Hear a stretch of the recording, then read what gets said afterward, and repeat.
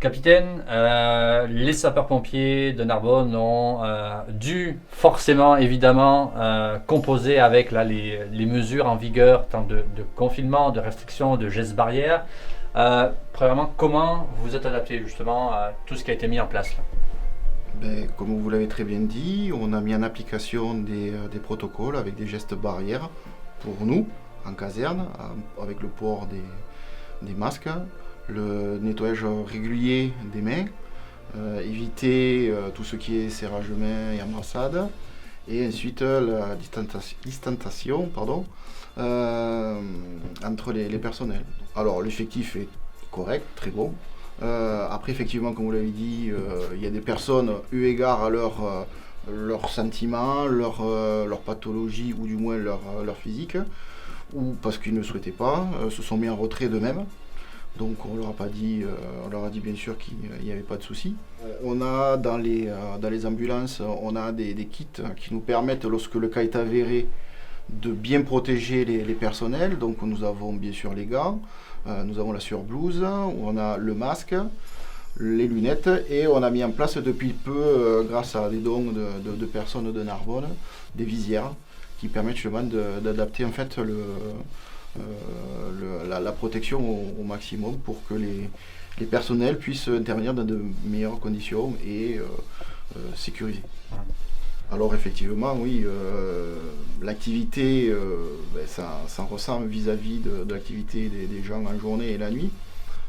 Donc on est à peu près à 50% de moins d'intervention minimum, aux alentours de entre 10 et 12 grand maximum interventions sur 24 heures. Alors qu'en temps normal, pour cette saison-là, avec les vacances et tout, on serait plus sur le double, voire des fois, surtout les week-ends, une trentaine d'interventions à 24 heures. Comment est-ce qu'on explique qu'il y ait moins d'interventions à faire? Je pensais que les gens se blessent moins, c'est quoi? Pas forcément, mais les gens, comme théoriquement, ils écoutent, donc ils restent confinés. Donc, mais plus sérieusement, normalement, comme l'activité est moins importante, les gens, il y a moins de chutes, il y a moins d'accidents, comme je vous l'expliquais. Il fait bon, donc il y a moins de feux, moins de feux de forêt. Tout se ressent. Les gens appellent moins aussi, puisque les appels, quand ils arrivent au centre de traitement à Carcassonne, s'il y a des besoins, en fait, sont transcrits dans les centres de secours. Donc, s'il n'y a pas d'appel, il n'y a pas d'intervention.